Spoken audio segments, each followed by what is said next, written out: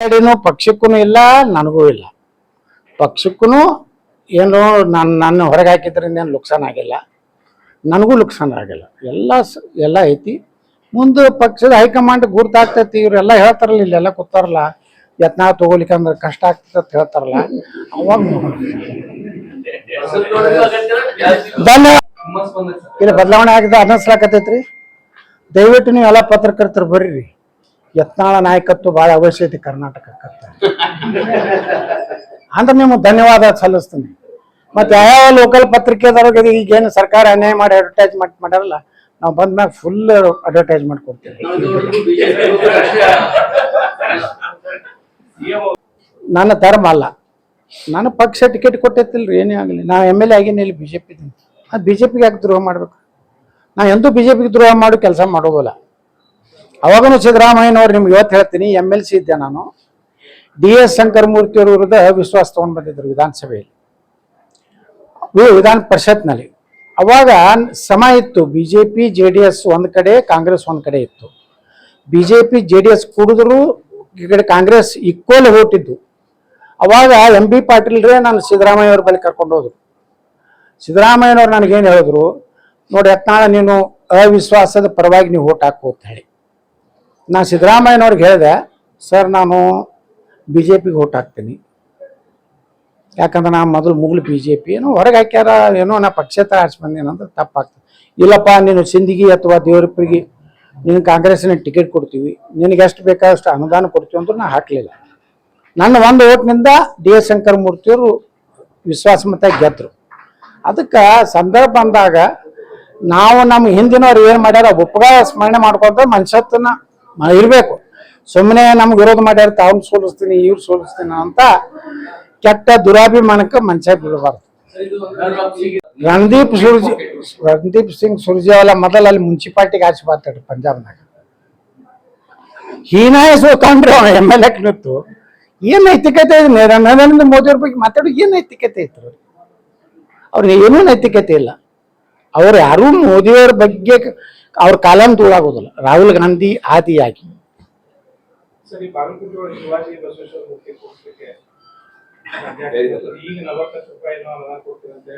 ಯಾರಿಗೆ ಬೇಕಾಗಿತ್ತು 40 ಲಕ್ಷ? ಬರೇ ಅದು ಕುಂಡ್ಸೋದು ಆ ಟೈಪ್ ಬೇಕಾಗಿತ್ತು, ಅದು ಆಗಿಲ್ಲ. ಚರಂತಿ ಮಠ ಆರ್ಸಿ ಬರ್ಲಿ, ನಾವು ಎಲ್ಲರೂ ಬರ್ತೀವಿ. ಬಂದು ಮೆರವಣಿಗೆ ಮಾಡಿ ಕೂಡಿಸಿ ನಾನು ಇನ್ನಾಗಿ ಡಿಕ್ಲೇರ್ ಮಾಡೀನಿ, ಅದ್ರ ಪೂರ್ತಿ ಊಟದ ವ್ಯವಸ್ಥೆ ನಾ ಮಾಡ್ತೀನಿ. ಇನ್ನ ಏನು ಆಹ್ವಾನ ಬಂದಿಲ್ರಿ.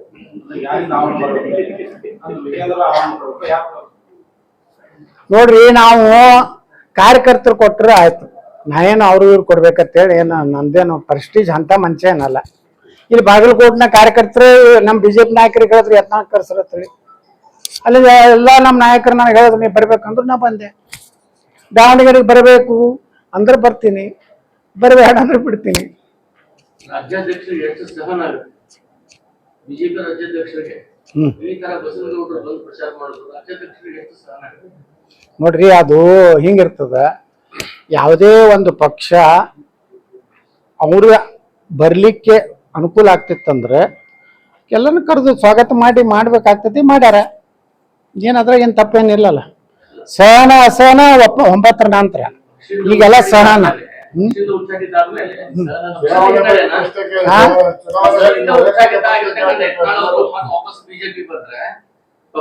ಮುಂದೆ ಹೈಕಮಾಂಡ್ ಬಿಟ್ಟಿದ್ದ ವಿಷಯ. ನಾ ಅದ್ರ ಬಗ್ಗೆ ನನ್ನ ತೋರೆತ್ತು ನಾ ಏನೋ ಯಾರಿಗೂ ದುಂಬಾಲಿ ಬಿದ್ದಿಲ್ಲ. ನನ್ನ ಧರ್ಮದ ಸಲುವಾಗಿ ನಾ ಕೆಲಸ ಮಾಡೀನಿ. ಪಕ್ಷಕ್ಕೆ ಒಳ್ಳೇದು ಯೋಗ್ಯಪ್ಪ, ಇವ ಒಳ್ಳೆಯವದಾನ ಅಂದ್ರೆ ಅವ್ರು ತಗೋಲಿ, ಇಲ್ಕಂದ್ರೆ ಬಿಡ್ಲಿ. ಹಂಗೆ ನಾವೇನು ಭಾಳ 40 ಹೊತ್ಕೊಂಡು ಎಲ್ಲಿ ದಿಲ್ಲಿಗೆ ಯಾರಿಗೂ ಭೇಟಿಯಾಗಿಲ್ಲ, ಯಾರಿಗೂ ಕೇಳೇ ಇಲ್ಲ. ಇಲ್ಲೇ ಕೇಳ್ರಿ, ನಾವು ಯಾರವರೆಗೂ ನಾನು ತಗೋದಕ್ಕೆ ಏನಾರು ಮಾಡಿರತ್ತೆ ಯಾರು ಮುಂದೆ ಒಂದಿಲ್ಲ.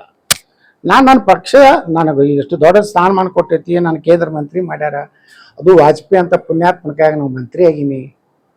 ಇವತ್ತು ನರೇಂದ್ರ ಮೋದಿ ಅವರು ಅದಾರ. ಈ ದೇಶ ಸುರಕ್ಷಿತ ಇರ್ಬೇಕಂದ್ರೆ ನರೇಂದ್ರ ಮೋದಿ ಅವ್ರು ಬೇಕು. ಇದನ್ನು ವಿಚಾರ ಮಾಡ್ಬೇಕ್ರಿ. ನನಗೇನು ಆಗಲಿ ಬಿಡ್ಲಿ, BJP ತಗೋಲಿ ಬಿಡ್ಲಿ, ದೇಶ ನನಗೆ ಮುಖ್ಯ, ಧರ್ಮ ಮುಖ್ಯ. ದೇಶ ಧರ್ಮ ಯಾವ ಪಕ್ಷ ಹಿಡಿತದೆ ಅವ್ರಿಗೆ ನಾವು ಬೆಂಬಲ ಕೊಡೋಣೆ. ನನಗೇನು ಅವ್ರ ಮುಂದೆ ತಗೋಲಿ ಬಿಡ್ಲಿ, ಅದ್ರ ಬಗ್ಗೆ ನಾ ತಿಳ್ಕೊಳ್ತೀನಿ.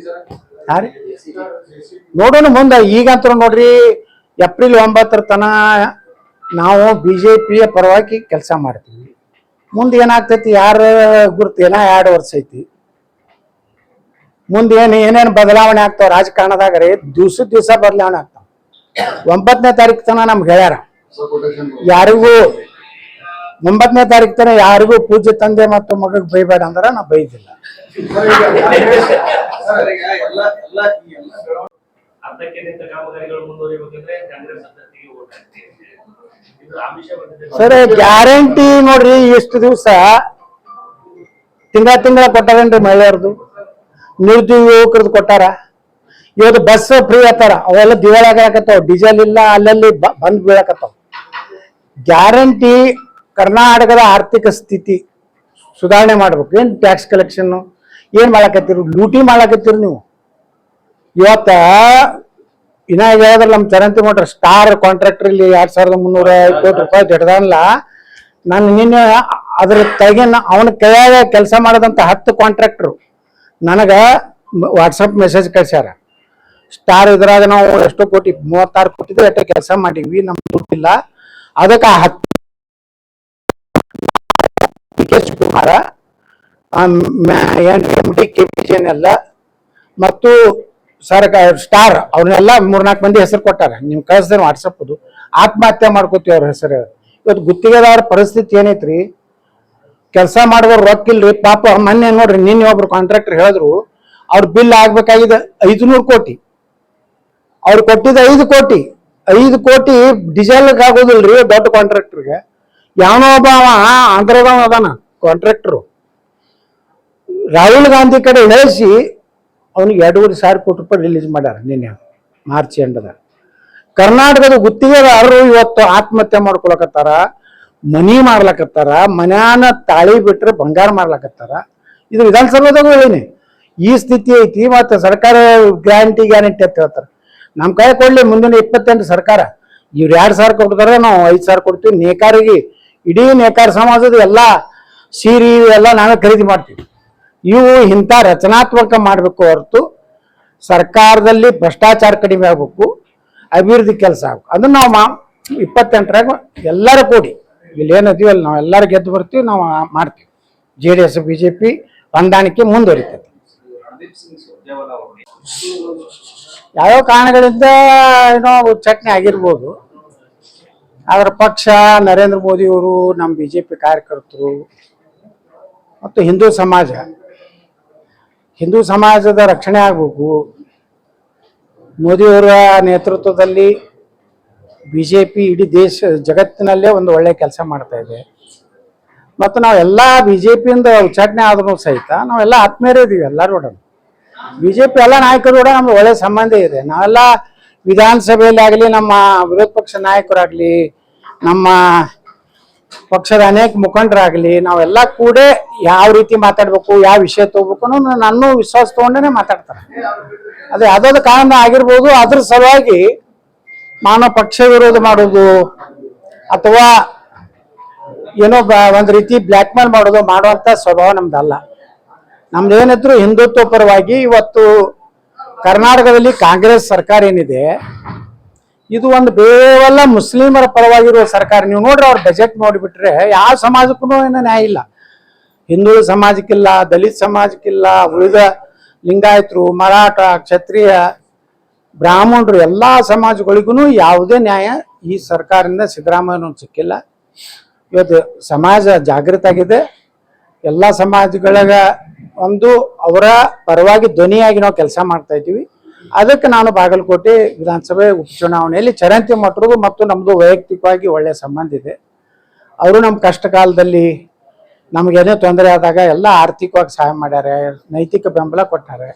ಮತ್ತು ನಾವು ಒಂದು ಮನುಷ್ಯ ಅಂದಮೇಲೆ ಯಾರೇ ಒಂದು ನಮ್ಮ ಹಿರಿಯರು ಹೇಳ್ತಾರೆ, ಒಬ್ಬನೇ ಯಾವ್ರೆ ಕಾಲಾನ ಮುಳ್ಳ ತೆಗೆದು ಅಂದ್ರೆ ಅದೇ ದೊಡ್ಡ ಉಪಕಾರ ಅಂತ. ಹಂಗೆ ಮಾಡಿದಾಗ ನಾವು ಮೋಸ ಮಾಡೋದು, ಅವ್ರಿಗೆ ಕೆಟ್ಟ ಮಾಡೋದು, ವಿರೋಧ ಮಾಡೋದು ಅದು ಮನುಷ್ಯನ ಗುಣಲಕ್ಷಣ ಅಲ್ಲ. ಅದಕ್ಕೆ ನಾನು ಯಾರೇ ಏನೇ ಕಾಂಗ್ರೆಸ್ನವ್ರು ಏನು ಬೇಕಾದ ಹೇಳಿ, ನೀವು ಖರೆ ಅಂತ ಕಾಂಗ್ರೆಸ್ ಮಾಡಬೇಕು, ನಿಮ್ಮ ಸ್ವಾಭಿಮಾನ ಇದ್ರ, ಇವ್ರ ಸ್ವಾಭಿಮಾನ, ಇವ್ರದ್ದು ಮರ್ಯಾದೆ, ಮಾನ ಎಲ್ಲ ನನಗೂ ಗೊತ್ತೈತಿ. ಅದ್ರ ಬಗ್ಗೆ ನಾನು ಮಾತಾಡೋದಿಲ್ಲ. ನನ್ನ ಸ್ವಾಭಿಮಾನ, ನನ್ನ ಪಕ್ಷ, ನನ್ನ ಹಿಂದೂ ಸಮಾಜ ಜೋಡ ಇರ್ತದೆ. ನೀವು ಸಮೀಕ್ಷೆ ಮಾಡ್ಬೇಕು ಮಾಧ್ಯಮದವ್ರು. ಸರ್, ಈ ಯತ್ನಾಳನಿಂದ ಲಾಭವೋ ಹಾನಿಯೋ ಹೊಡ್ಕೊತ್ಕೊಂಡ್ರಿ 8ನೇ ತಾರೀಕು ತನ. ಎಂ.ಬಿ. ಪಾಟೀಲ್ ಈಗ ಜೈ ಶ್ರೀರಾಮ್ ಅಂತ ಹೇಳ್ತಾ ಇದ್ದಾರೆ. ನಾ ಯಾವಾಗಲೂ ಜೈ ಶ್ರೀರಾಮ್ ಅಂತಿದ್ದೆ. JDS ಸೇರಿದ್ದೀವಿ. MP ಪಾಲ್ರು ನಾವು ಕೂಡಿ ಮಾಡೀವಿ. ನಾವು ಪಶ್ಚಾತ್ತಾಪ ಪಟ್ಟಿವಿ ಅದಕ್ಕೆ. ಅವ್ರು ಏನು ಹಾಕಿದ್ರು ಅವ್ರೇನು ನಮ್ಗೆ ಓಟ್ ಹಾಕೋದಿಲ್ಲ ತಿಂತು. ಹಂಗಾಗಿ MP ಪಾಟೀಲ್ರು ಬರೀ ಅದೇ ಕತೆ ಹೇಳೋದು ಬೇಡ. MP ಪಾಟೀಲ್ರು ಬಹಳ ಸ್ವಾಭಿಮಾನ ಏನೇನು ಕತೆ ಹೇಳಾರಲ್ಲ, ಅವ್ರಿಗೂ ಸ್ವಾಭಿಮಾನ ಮಾನ ಮರ್ಯಾದೆ ಇದ್ರ ಅವ್ರು ಸೋಲಿಸ್ಲಿಕ್ಕೆ ಪ್ರಯತ್ನ ಮಾಡುವಂತ ಒಬ್ಬ ಮಂತ್ರಿ ಅದನ್ನ ಬಿಜಾಪುರ ಜಿಲ್ಲೆದಾಗ. ಅವನು ಮುಂದಿನ ಸಲ ಸೋಲಿಸಿ ಸ್ವಾಭಿಮಾನವನ್ನು ಮೆರೆಯಬೇಕು. ಅಲ್ಲೇ ಬಾಬಾನ ಯಾರಪ್ಪ ಅಂದ್ರ ಇಲ್ಲಿ ಇದ್ರಲ್ಲ, ಯಾವ್ದು ಲೋಕಸಭಾ ಅಭ್ಯರ್ಥಿ ಏನ್ರಿ ಗಜಕೇಶ್ವರಿ ಯೋಗಿಯ ಪೂಜ್ಯ ತಂದೆ, ಅವನು MP ಪಾಟೀಲ್ ಸೋಲ್ಸಕ್ ಅವ್ರ ತಮ್ಮನೇ ನಿಂದಿರ್ಸ್ತಾರ. ರಾತ್ರಿ 1ಕ್ಕೆ ಬ್ಯಾರೆ ಡ್ರೆಸ್ ಹಾಕೊಂಡು ಅಲ್ಲಿ ಹೋಗ್ತಾನೆ. ಮೊದಲು MP ಪಾಟೀಲ್ ತಾಕತ್ತಿದ್ರ ಅವ್ನು ಸೋಲಿಸ್ಲಿ. ಮಾನ ಮರ್ಯಾದೆ ಸ್ವಾಭಿಮಾನ ಇದ್ರ ಮುಂದಿನ ಸಲ ಸೋಲಿಸೋ ಪ್ರಯತ್ನ ಮಾಡಿ. ನನಗೆ ಮಾನ ಮರ್ಯಾದೆ ಪ್ರಶ್ನೆ ಇಲ್ರಿ. ನಾ BJPನೇ ಇದೀನಿ. ಇವ್ರ ಹೊರಗೆ ಹಾಕಿದ್ರೆ ಬರೀ ತಾಂತ್ರಿಕ ಇದು ಐತಿ, ಏನು technical problem, not general problem.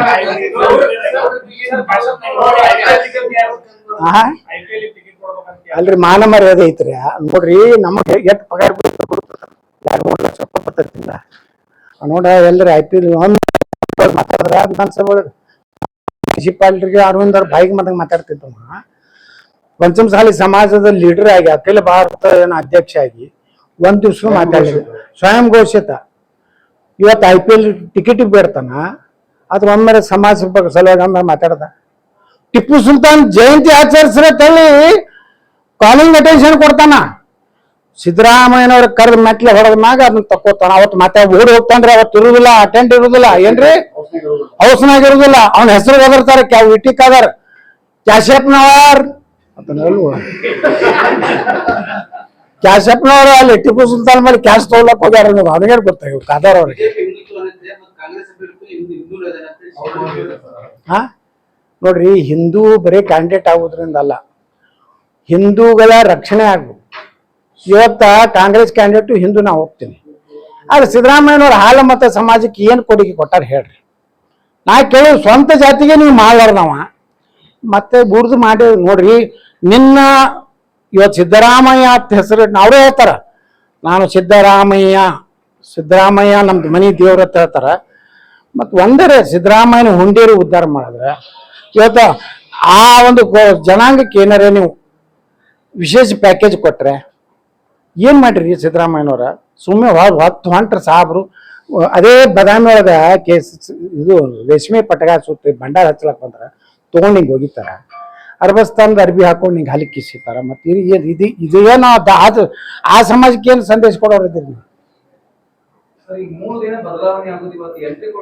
ಪಕ್ಷಕ್ಕೂ ಇಲ್ಲ, ನನಗೂ ಇಲ್ಲ.